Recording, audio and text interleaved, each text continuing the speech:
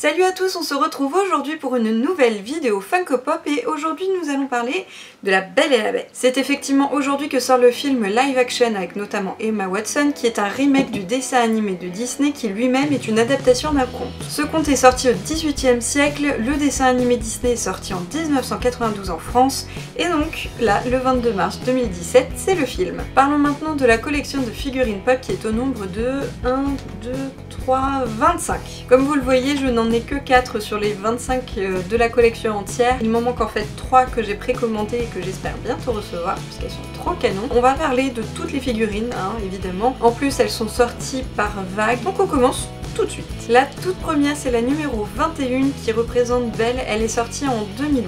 Cette figurine reprend la robe jaune de Belle lorsqu'elle danse avec la bête dans la salle de bal. C'est une très belle robe d'ailleurs que j'aime beaucoup dans ce dessin animé. Et malheureusement, c'est une figurine qui est très difficile à trouver aujourd'hui, qui n'est pas une des plus chères figurines pop qui existent, mais elle vaut quand même son prix. Elle s'accompagne bien évidemment de la numéro 22 qui est la bête. Donc comme vous le voyez, ces deux figurines sont assez simples au niveau des détails. Ils sont pas allés très loin au niveau des costumes, ils auraient pu rajouter un petit peu de fioritures, mais voilà, ce sont le duo de base. On continue avec la deuxième vague qui est sortie en 2014 et donc la première c'est la numéro 90 qui représente Belle en mode paysanne. Ici elle porte sa robe bleue qui est une de mes préférées. Je la trouve trop jolie, juste parce que c'est du bleu, bien évidemment. Et en plus, je trouve déjà la figurine un tout petit peu plus travaillée, voilà, au niveau de la coiffure, même au niveau du visage. Il y a déjà un petit peu plus de détails et du coup, je la trouve tout de suite plus jolie. La numéro 91, c'est Cogsworth. Je sais pas comment ça se dit, alors on va le dire en français, c'est Big Ben. Cette pièce fait partie de ma collection, je ne pouvais pas passer à côté, vraiment je la trouve trop mignonne. Il y a juste un tout petit hic, c'est que je trouve que la figurine pop rend Big Ben tellement mignon, tellement gentil, alors qu'en fait c'est un gros râleur dans le dessin animé. Elle est mignonne, elle est vraiment jolie et je ne pouvais pas résister. On a ensuite la numéro 92 avec Mrs Potts et Chip. Celle-là je la trouve hyper travaillée. On a vraiment une forme de théière, une petite forme de tasse à côté. Et en plus, même si elles sont toutes les deux dans la boîte taille normale, on va dire, elles sont quand même très belles parce qu'au niveau format, je sais pas comment ils se sont débrouillés, mais en fait ça rend super bien. En plus pour Mrs Potts, ils ont quand même réussi à garder le côté carré qu'on retrouve beaucoup sur les visages en fait des figurines pop. Cette figurine est vraiment magnifique au niveau du détail, en plus qu'il y a sur le dessus et le dessous de la tasse, même sur Chips, enfin vraiment je les trouve super belle. Et pour le bonus, Chip est en plus ébréché. Et si je le précise, c'est simplement parce que à Disney Store, il y a en fait une grosse tasse Chip. Mais en fait, plutôt que de l'ébrécher, ils ont fait un truc gris à la place. Et du coup, je trouve ça trop vilain. Là, au moins, il manque une partie de la figurine. C'est précis. La numéro 93, c'est Lumière que je trouve trop classe. On a ici vraiment une forme de chandelier, on a quelques détails au niveau ornement, mais ce que je préfère c'est quand même la représentation des flammes. L'avoir fait en translucide c'est tout bête, mais on a vraiment du coup cette impression voilà, d'une matière un peu différente. Et c'est là que j'enchaîne sur la 93 bis on va dire, qui est la Glow in the Dark. Donc c'est exactement la même figurine sauf qu'elle brille dans le noir. C'est une figurine que j'aimerais beaucoup acquérir, j'aime bien ce principe Glow in the Dark, quand on éteint à la lumière, voilà, voir les petits détails. Par contre j'avoue ne pas savoir ce qui brille exactement sur cette figurine. De ce que je suppose c'est que ça doit être la partie vraiment des lumières, peut-être de la bougie en dessous. En tout cas ces 3-4 figurines sont vraiment très spécifiques au dessin animé et je trouve qu'elles sont très belles. Parlons maintenant de la vague numéro 3 où il n'y en a qu'une et heureusement parce qu'elle est assez étrange comme collection. On va parler de la 67 qui est Belle avec des lunettes.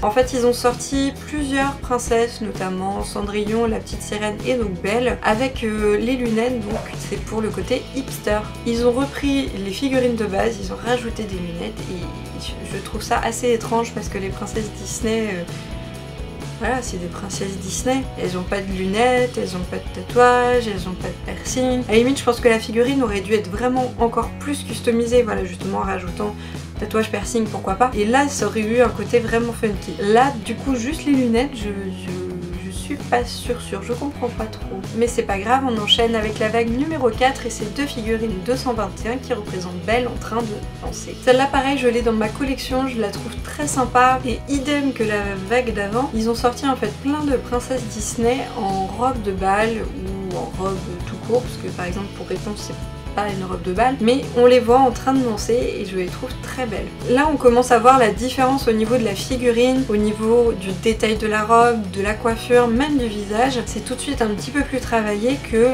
la toute première. Cette vague est sortie en 2016 et contient 2 figurines, donc il y a la Belle normale, mais il y a aussi la Belle à paillettes. J'aime beaucoup le côté paillettes, ça rajoute vraiment voilà, du fantastique, du Disney, du princesse. Je fous. D'ailleurs j'ai pas encore celle à paillettes mais ça ne saurait tarder. Allez hop, on enchaîne avec la vague suivante et notamment la figurine 238 qui représente Belle en mode hiver. Là on est toujours dans une représentation du dessin animé et là c'est quelques figurines qui sont sorties dans cette vague, je les trouve magnifiques. Ce que je trouve bien c'est qu'ils sont pas partis de l'ancienne figurine en la reprenant, en l'améliorant. Ils ont fait un complément de collection en sortant des figurines qu'on n'avait pas, des vêtements, des poses qu'on n'avait pas jusqu'ici, donc j'aime beaucoup ça.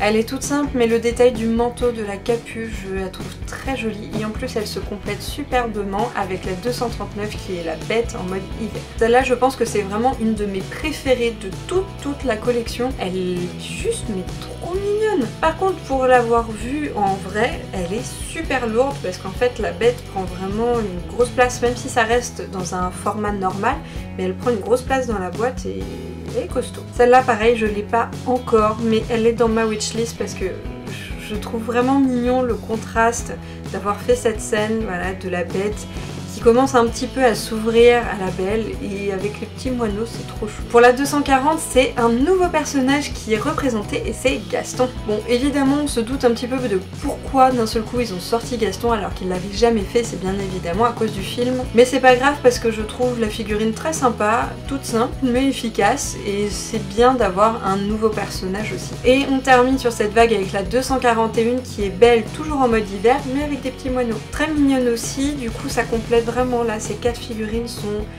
toutes très jolies, elles ont quelque chose d'un petit peu poétique je trouve, c'est plus la princesse, c'est plus la Belle, c'est plus la Bête, c'est juste quelque chose de mignon, un petit peu féerique et j'aime beaucoup. Allez hop, on enchaîne sur la dernière vague et cette fois-ci on passe aux films. Elles sont sorties vraiment peu de temps après la vague dont je viens de vous parler, mais évidemment ce ne sont pas les mêmes. On commence avec la 242 qui est la Belle basique.